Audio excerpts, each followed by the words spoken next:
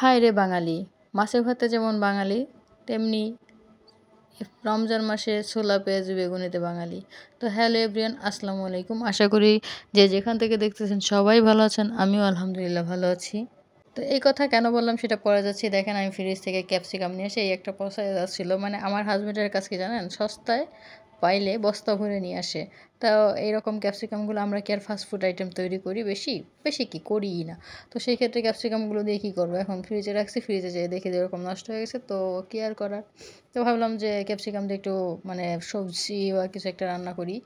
আর এই ক্যাপসিকাম দিয়ে করবো যেহেতু, সেহেতু চাইনিজ ফ্লেভার আনার জন্য একটু নান রুটি বানানোর ট্রাই করতে গেছিলাম। তো যাই হোক, ক্যাপসিকামগুলো এরকম কিউব কিউব করে কেটে আলুও কাটলাম, আলু ভাজলাম, ক্যাপসিকামগুলো ভাজলাম। ও ক্যাপসিকাম কিন্তু তুমি লবণ দিয়ে ভাজিনি, এটা আমি পরবর্তীতে ঝোলের সাথে অ্যাডজাস্ট করে দেবো দেখে লবণটা দেইনি, যেটা আপনার পরবর্তীতে দেখতে পাবেন।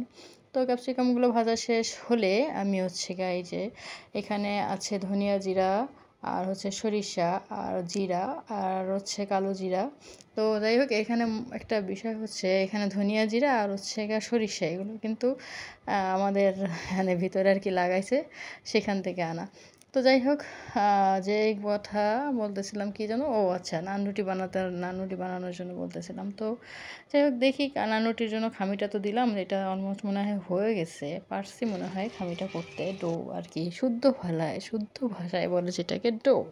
যাই হোক, আমার ফোড়ন দেওয়া শেষ। এখন আলু দেওয়ার পরে আলুটা যে একটু সিদ্ধ হয়ে আসলো, তারপরে কিন্তু আমি ক্যাপসিকামগুলো দিছি, তার আগে কিন্তু দেই নেই। আচ্ছা, ক্যাপসিকামগুলো কি আসলে খাইতে ঝাঁঝ ঝাঁঝ লাগে না কেমন লাগে?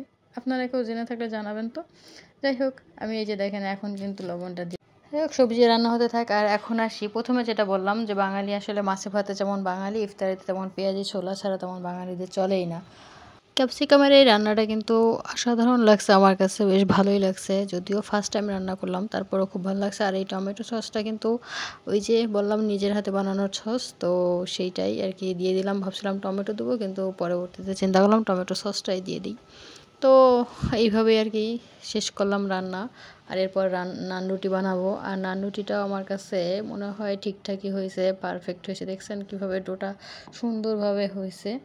তো ডোটা রেস্টে রাখার পরে এই অবস্থা হয়েছিল, পরে আবার বানালাম। বানানোর পরে এই যে এটা মনে হয় তৃতীয়টা চলতেছে, আর এখানে আর বাকিগুলো হয়ে গেছে। বেশি বানাবো না, দুজন মানুষ তো।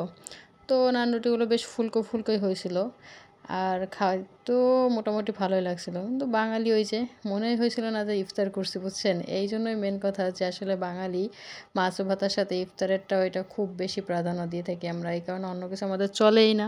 যাই হোক, সবাই ভালো থাকবেন, সুস্থ থাকবেন। আল্লাহ হাফেজ, আসসালামু আলাইকুম।